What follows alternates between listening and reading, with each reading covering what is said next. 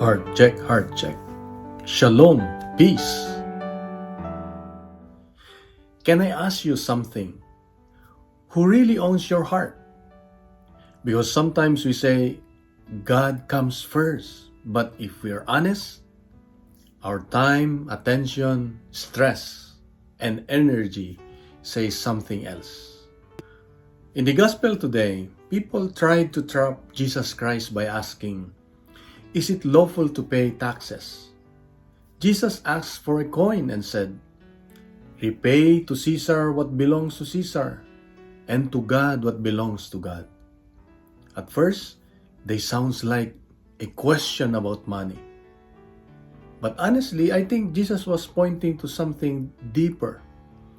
The coin carried Caesar's image, but you carry God's image, meaning your life belongs to God.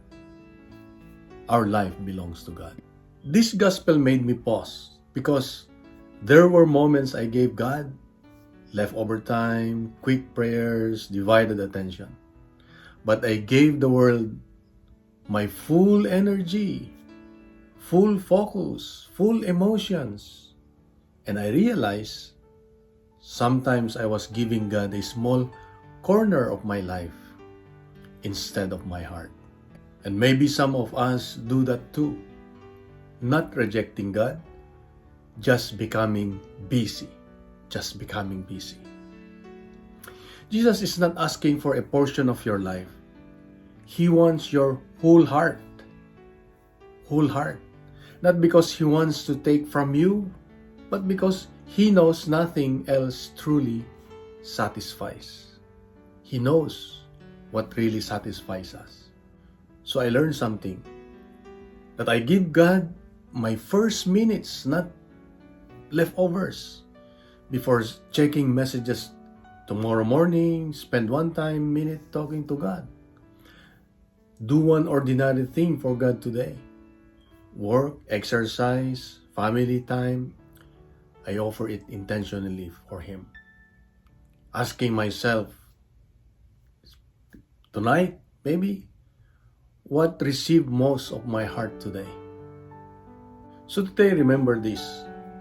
Money can belong to Caesar, but your heart was never made to belong to the world. It was made for God.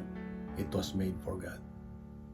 So let us pray. Lord Jesus, teach me to give you more than words. Help me offer you my attention, my decisions, my everyday life. May my heart belong to you completely. In Jesus' name, Amen. In the name of the Father, of the Son, and of the Holy Spirit. Amen. May I ask to please share this gospel reflection to your friends, relatives, to your circle. Please leave your comments below. Let's fill social media with good news, not fake news. And let's make the Word of God go viral. God bless, and God is good.